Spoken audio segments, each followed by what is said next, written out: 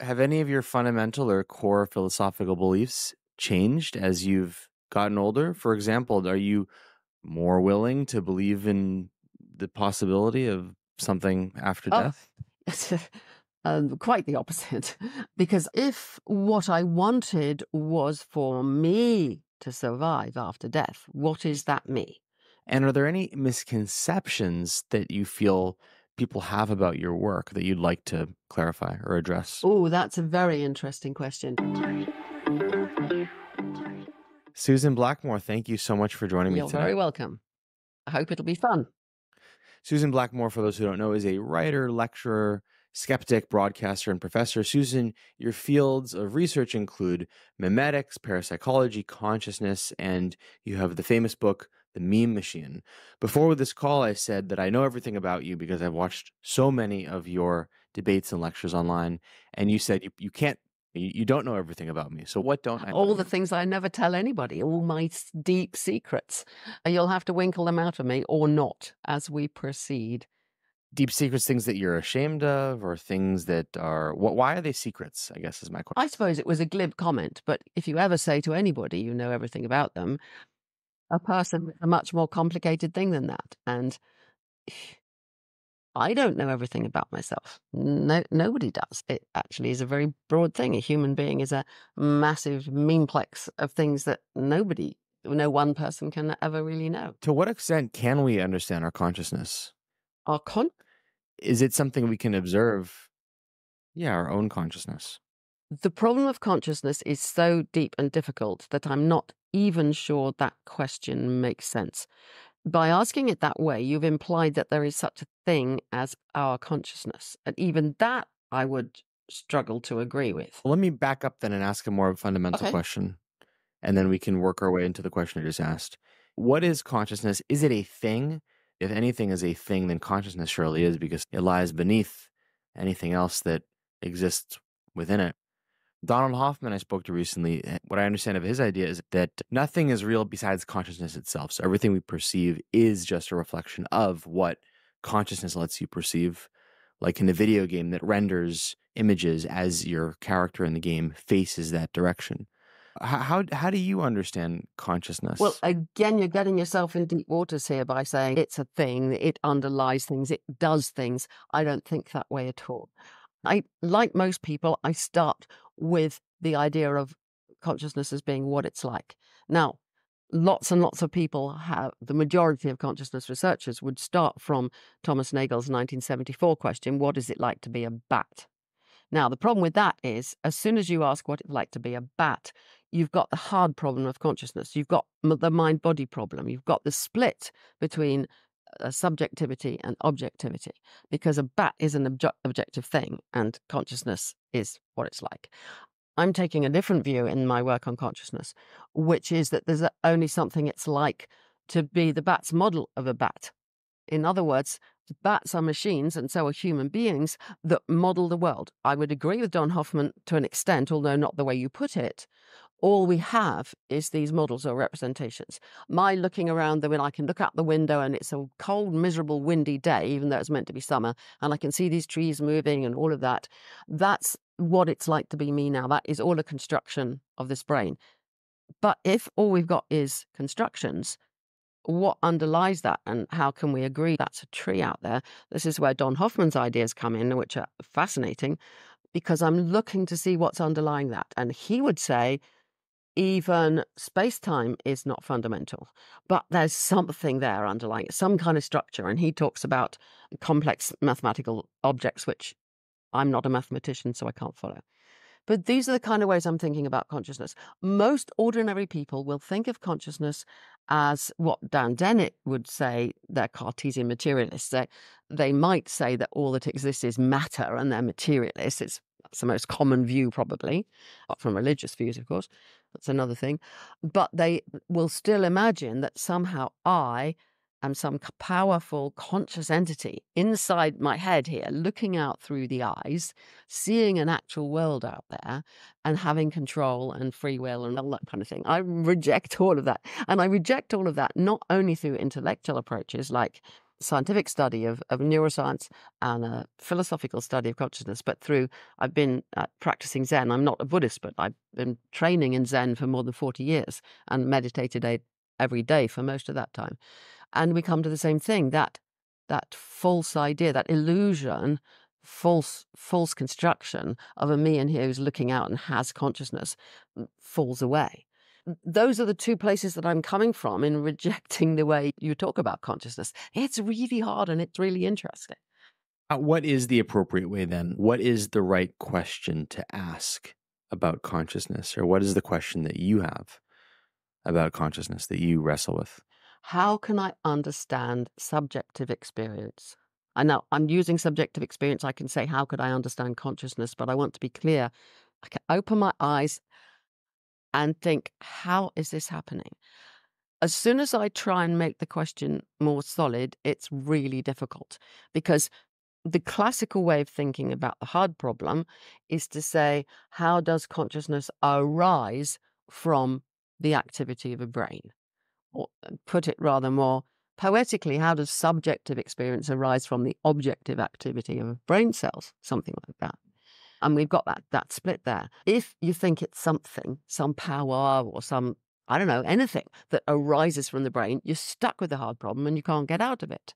So I could go on about all the difficulties, but it's even difficult. It's even difficult just to ask a straightforward question about it. I'm sorry, this is very frustrating, but it is like that. We look out and go, this is obvious. I'm in here and that's out there, so I must have this thing called consciousness that's doing it. It doesn't work scientifically at all or philosophically. We are deluded. What is the understanding of consciousness that you settle with or that you accept? This is as far as I can get or as we can get as far as our understanding. What does that No, I'm understanding not a bit resigned. look No, I'm like? not at all resigned. I'm enjoying the perplexity. My daughter and I have just Yeah. finished the 4th edition of our big textbook, Consciousness and Introduction. And that book it's a mass 600 pages, 2,000 references. It's a ridiculously huge book trying to cover the whole field, philosophically, neuroscientifically, the whole works, which of course is impossible, but we have a go. But that book begins with the word perplexity and it ends with the word perplexity. And that's what I could say indulge in. You could say enjoy, love, being perplexed. I think this is the great question of our scientific age, knowing that we don't know what we're talking about. We do not have any answers. We keep coming up with this problem of the hard problem of consciousness. So, no, I don't despair at all. I enjoy the perplexity, but I have some ideas of my own.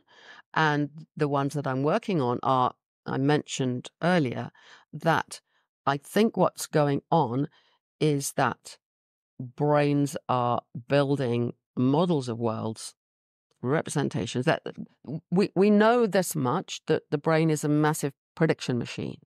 So we have Bayesian brain hypothesis that the brain is doing predictive processing. It's a multi-layered, complex hierarchy in which at every level, the neurons and all the processes going on are aiming to predict as well as possible the input coming from the next layer down. So at the lowest levels, you've got basic sensory processing in the visual cortex, auditory cortex, and so on. At much higher levels, you've got models of objects, processes, so on. And I don't think there's a single top, but in the highest levels, a model of the self, this illusion, because it's just a representation of something that doesn't really exist, this illusion of a self who is doing all this stuff and is in charge. Now, that means, as I said earlier, that all we ever have is models and representations. When we talk about the brain doing it, that's just our scientific representation of what's going on. And that's why I say there has to be something underlying that. Now, I've been discussing this. In fact, today I was writing to Bernardo Kastrop. I don't know if you've talked to him, have you? He's a very I have not. interesting philosopher with quite extreme idealistic, analytic idealism views on the nature of consciousness. I think you would enjoy talking to him. I'm Hmm. struggling to understand if all we have is models and we are, as it were, trapped. We can never grasp reality itself. There isn't any such thing. Yet there has to be something underlying all that. Now, Deepak Chopra, whom I've had great arguments Right. with and got very annoyed with, and he with me as well, he says ultimately it's all consciousness, which doesn't actually tell you anything. But Don Hoffman, which I'm particularly interested in, that you've been talking to him, does talk about the underlying structures that can give rise to the fact that we can do science, that we can talk about brains, even though we're not getting at the ultimate reality of a existing thing called a brain. It's all scientific models and our own models. So this is the way I'm thinking about consciousness. It completely bypasses the hard problem, because I'm not saying there's something it's like to be this physical organism. I'm saying there's something it's like to be this representation of. So here is a representation of somebody called Sue Blackmore that you can't know everything about, because it's an ever-changing model constructed by this brain and body and life here. And this is what gives rise to the illusion that there's something called consciousness that I have. And that's the illusion that falls away, in my opinion, intellectually, when you follow these lines of thinking, and it falls away in meditation. If you spend a lifetime meditating and getting very used to letting go, or rather this whole system lets go of the sense of self, then these things become a bit clearer. And I hate to try to boil down or simplify what you're saying, but I think there's utility sometimes in forcing ourselves to come up with a concise version of our Yeah. views. If you were stuck in an elevator with someone, hopefully not me, but stuck in an elevator with someone, and the elevator's going up and they're going to get off at the 20th floor, and you've got 3 minutes before they get off, and they say, Susan Blackmore, it's you. I've been wanting to ask you this. What is consciousness? How do we understand consciousness? What would you say to them? I would say the idea of consciousness is an illusion created by us trying to understand who we are and how it's possible for us to have subjective experiences. We can't define consciousness. Okay, let's start again. I'm stuck in the elevator, got 3 minutes. I'd say, he says, what this person says, what is consciousness? And I say, I haven't a clue, because we've been struggling in science and philosophy to define consciousness and failed. We, in consciousness studies, which I've been involved with for a very long time, we have no definition. And then I'd start on about what it's like to be a bat. And then I'd say, if we hadn't reached the 19th floor yet, I'd say, I don't think there's anything it's like to be a bat. I think that's the wrong approach. There's only something it's like to be the bat's model of a bat. And then the lift would go ping, and I'd escape having to say anything more, because it's so difficult. Yeah, it's a challenging topic to discuss and to think about, but there is no crystal clear. Not only is there no answer, there's no semblance of an answer. We haven't come closer to being able to understand how consciousness originates, or its relationship to physical things. But I think that we do know that self is an illusion, Yeah, right? yeah, we do. And what does that mean, that self is an It's illusion? not what it seems to be.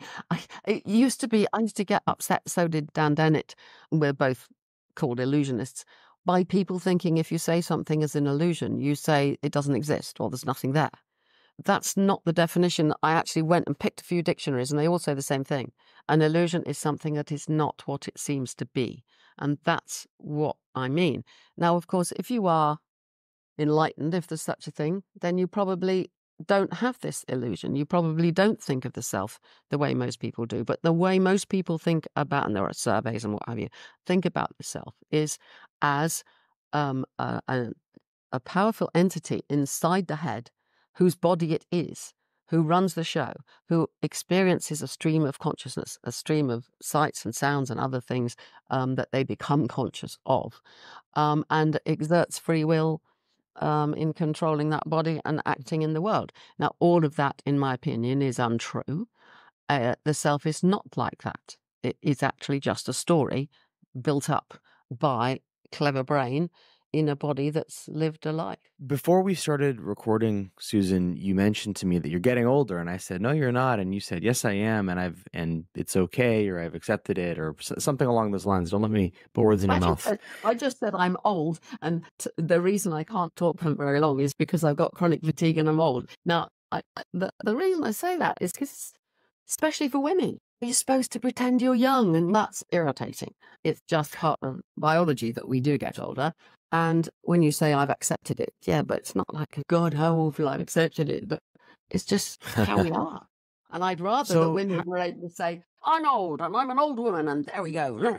Good, fine. have any of your fundamental or core philosophical beliefs changed as you've gotten older? For example, are you more willing to believe in the possibility of something after death? So, quite the opposite, because you can tell, can't you, from everything I've been saying, that if what I wanted was for me to survive after death, what is that me? Now, if you believe in a soul or a spirit, and probably the majority of people in this world, when I said what most people believe in, there's an inner self that has, but that in any religious context takes the form of a spirit or a soul, and all the great religions, certainly the monotheistic religions, train their people, instruct their peoples to believe that they have or are a spirit or soul. But even in Hinduism, and the one place you don't get that is in Buddhism, at least if you follow what the Buddha said. If you go into Tibetan Buddhism, then there's the idea of reincarnation as a personal reincarnation. There's somebody who passes on into another life, which seems to me to be utterly at odds with what the Buddha said, which is the concept of non-self. That the self, basically, he was saying the same as what I've been saying, in a totally different language and a totally different era, that the self is not what it's tempting to think it is. It is not a permanently existing thing at all. Selves pop up and disappear. You asked, have my views on this changed? Yes, they've changed again and again, and they're still changing. I hope that my brain is not becoming so rigid with old age that it won't go on changing, because I have no claim to have the final idea on what I'm going to think about the nature of self and the nature of consciousness. But I was brought up as a Christian. I was baptized as a kid, went to a Church of England primary school, a Methodist, ghastly, horrendous boarding school that was just a nightmare through my whole teenage years. Stayed religious for a bit, then became atheist, then fell in love, deeply in love, with the man who became my first husband. He's long dead now. And we both became religious again for a bit. And I can see why, because it's so mysterious and amazing when you're madly in love. And so we had a sort of slightly religious phase and got married in church. But that wore off pretty damn quickly, because Christianity and all the God religions don't make any sense at all if you think about them seriously. And so then my views kept changing. And then the more I worked in the field of consciousness studies, I became a parapsychologist, because I really, for a long time, believed that the out-of-body experiences that I had were proof of at least an astral body, if not a religious kind of soul idea. And that made me believe in telepathy and clairvoyance and psychokinesis and all those kind of things.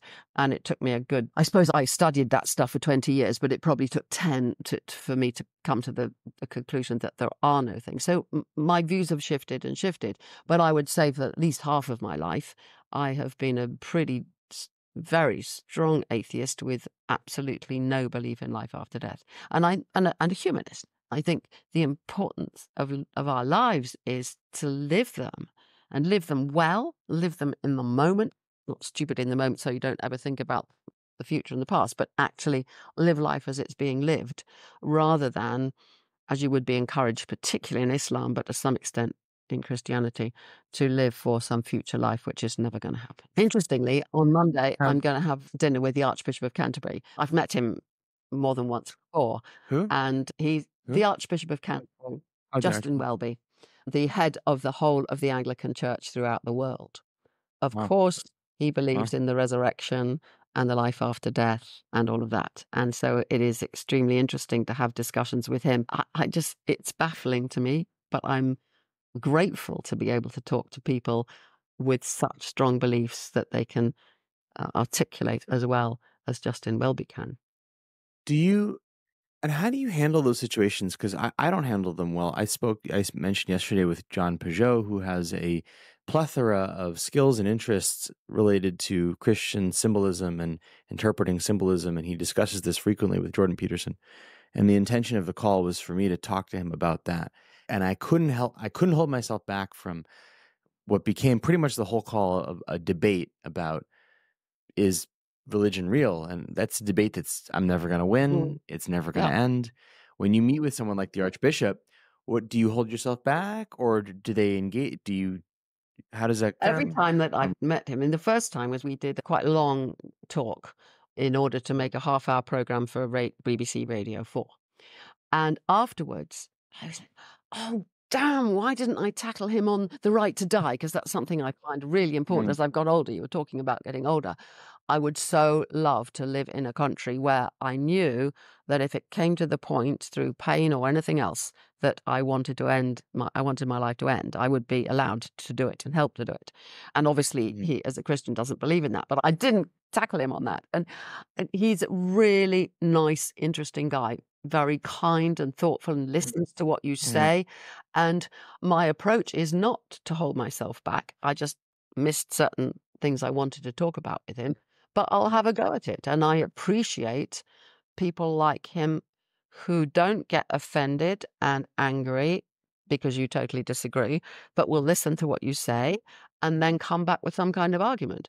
But there's no way that anything that he said to me would had changed my mind, and I wouldn't expect on Monday that he would change my mind. But what he will do, I'm sure, in even more than he already has, is to help me to understand how a kind, nice, and intelligent man can believe such complete tosh. My guess about his belief there is that it's not related to the morality of whether you should or shouldn't be allowed to die. If you believe in the fundamental premise that the Bible is divine, was inspired by God, so on and so forth, the implication is that we don't have to know why God doesn't want people to be able to end their own life in old age. The morality, I think, is not relevant. There's something that transcends that for him. He would say, well, the whole Bible is divine, and there's reasons beyond my knowledge. And so, Susan, I'm not going to debate you on the specific morality of this little edge case because the whole system is a perfect divine system. And I feel like the task is to deconstruct that and to say it's not divine. It wasn't written by God. That's one way you can take That's what it, I but I think. think a simpler way you can take it is that the teachings within Christianity, if you take them on, are that God gave you the soul, your spirit, whatever you would like to call it, and God gave you this life. It's God's life, not yours. And that, if you say that, well, obviously it's not up to you to say, I want to end it. Hence, suicide being against the religion and such a wicked and evil thing to do because your life belongs to God. That is so awful. Just think, here we are Yeah. living our lives, I hope most of us the best we can, to think it's not even our life, that it is God's life. No, I want to take back my life Mm. from God. And I don't have to get into lots of arguments about morality for that. I just can stick with the idea that I'm not going to allow whatever this is, with all my questions about the nature of self and who am I, in this wonderful koan within Zen practice. Who am I? Whatever I am, it Mhm. doesn't belong to anybody else, and certainly not a mythical God. So, my final question, Susan, is looking back on your career, what do you hope that your legacy will eventually be within consciousness or memes and beyond? And are there any misconceptions that you feel people have about your work that you'd like to clarify or address? Oh, that's a very interesting question. The legacy that I would like, well, I will go back to what I said about perplexity. I would like my legacy in consciousness studies to be twofold. One is keep being perplexed unless somebody in the future really, or people in the future, really nail it, and to the extent that we stop worrying about consciousness. We stop asking, what on earth is it? We have some resolution. Until then, what I would like my legacy to be is that people are really perplexed and really open minded and will keep on asking questions about consciousness. And then that extends into consciousness about self and who am I, which is the perplexity you have in Zen practice, in meditation practice. Questioning open mindedly. That's what I would like to encourage.